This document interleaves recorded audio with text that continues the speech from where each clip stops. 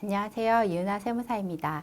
이번 시간에는 양도소득세의 개념 및 계산 방법에 대해서 알아보도록 하겠습니다. 먼저 어떤 경우에 양도소득세가 과세가 되는지 과세 대상부터 살펴보도록 하겠습니다. 양도소득세 과세 대상은 세법상 열거되어 있는 물건에 대해서만 양도소득세가 과세가 됩니다. 첫 번째로 부동산, 우리가 흔히 아는 상가, 토지, 주택, 오피스텔과 같은 부동산이 있고요.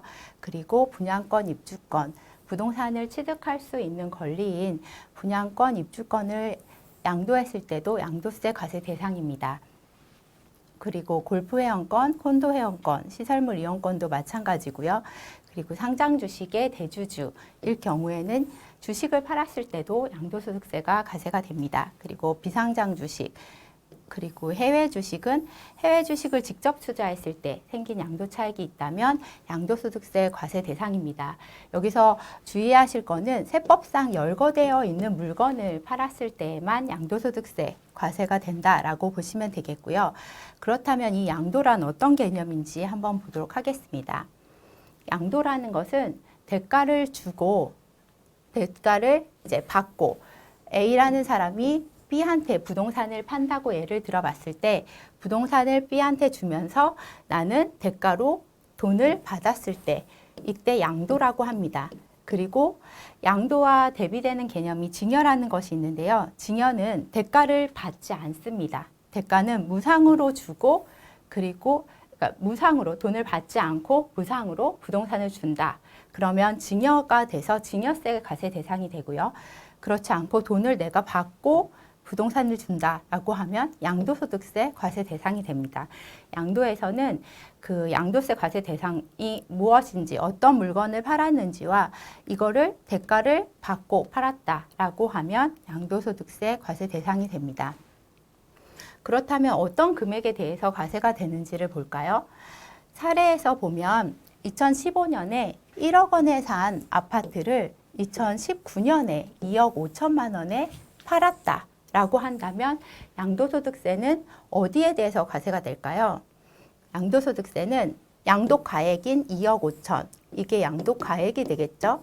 양도가액이고 그리고 취득가액인 1억 원, 취득가액을 뺀 1억 5천만 원이 양도차익이 됩니다. 이 양도차익에 대해서 내는 세금이 바로 양도소득세입니다.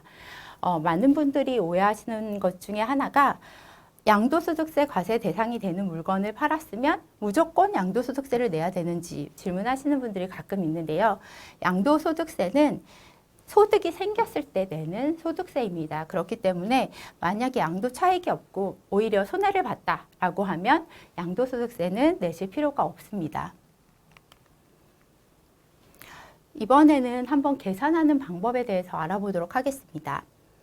2주택자를 예를 들었는데요. 2주택자인데 경기도 광주시의 아파트를 4억 원에 취득을 했습니다. 그리고 이 지역은 비조정 대상입니다. 비조정 대상 지역의 2주택자는 양도소득세가 중과되지 않습니다. 그래서 중과되지 않는 일반적인 양도소득세 계산 사례를 보여드리려고 일부러 비조정 대상 지역을 예를 들었고요. 이렇게 4억 원에 산 아파트를 6억 원에 팔기로 계약을 했습니다. 이때 양도소득세는 얼마나 내야 되는지 계산하는 식을 한번 살펴보도록 하겠습니다. 첫 번째로 양도소득세를 계산할 때는 양도가액, 내가 파는 6억 원에서 내가 샀던 가격 4억 원을 빼줍니다. 그래서 6억에서 4억 원을 빼고 그리고 필요 경비를 빼주는데요. 이 필요 경비라는 것은 취득할 때 들어간 취득세나 공인중개사 수수료나 아니면 뭐 베란다를 확장했다던가 하는 자본적 지출액이 여기에 들어갑니다. 그래서 이 필요 경비를 뺀 금액이 양도 차익이 되고요. 이 양도 차익에서 장기 보유 특별 공제라는 것을 또 차감해 줍니다.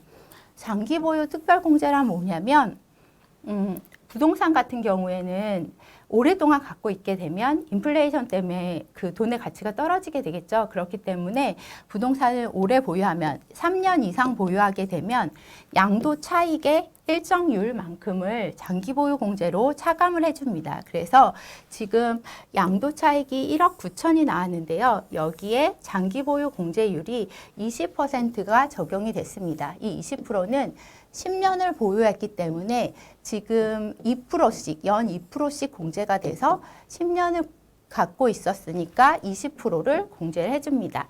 그래서 양도소득 금액이 나오고요.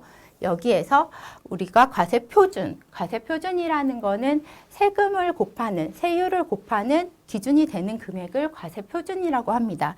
이 기본공제를 빼주면 과세표준이 나옵니다. 이 기본공제는 250만 원, 연 250만 원을 차감해 줍니다. 그래서 연 250만 원이 기본 공제를 빼면 과세 표준을 구할 수가 있고요. 이렇게 계산한 과세 표준에 세율을 곱하고 누진 공제액을 차감을 하면 세금이 산출이 됩니다. 양도소득세 세율은 초과 누진세율 구조라고 해서 계단식 모양이라고 생각하시면 쉽습니다. 1,200만 원까지는 6% 세율이 적용이 되고요. 1,200만 원을 초과하고 4,600만 원 이하의 구간에서는 15%의 세율이 적용이 됩니다. 우리의 지금 과세 표준은 1억 4,950만 원입니다. 1억 4,950만 원은 여기에 해당이 되시겠죠. 그래서 이 구간에 해당이 되기 때문에 우리의 세율은 35%가 곱해지고요. 여기에서 누진 공제액 1,490만 원을 차감을 해줍니다. 이 누진 공제액은 양도소득세에서 뭐 별도로 공제해주는 그런 것이 아니라 세율을 계산할 때 우리가 세율을 계산을 함에 있어서 세율이 이렇게 초과 누진세율 구조로 되어 있는데 이것들을 하나씩 다 하게 되면 너무 번거롭기 때문에 한꺼번에 여기에 해당되는 세율을 한꺼번에 곱하고 그리고 요 누진 공제액 1,490만 원을 빼주면 우리가 요 계단식으로 1,200까지는 6%, 나머지에 대해서는 15%, 또 여기에 구간에 대해서는 24% 이렇게 해서 더한 금액이랑 동일하게 나오게 하기 위해서 공제를 해준다라고 보시면 됩니다. 그래서 이렇게 나온 세금에 그리고 양도소득세는 지방소득세가 10%또 추가로 붙습니다. 그래서 양도소득세의 10%만큼을 지방소득세로 또 신고 납부하셔야 됩니다. 총 합한 금액은 4,100만 원 정도의 양도소득세가 발생하게 됩니다. 계산 방법은 보신 것처럼 여기에 들어갈 숫자가 뭔지만 알면 계산하는 것 자체는 수학하시면 되는 건데요.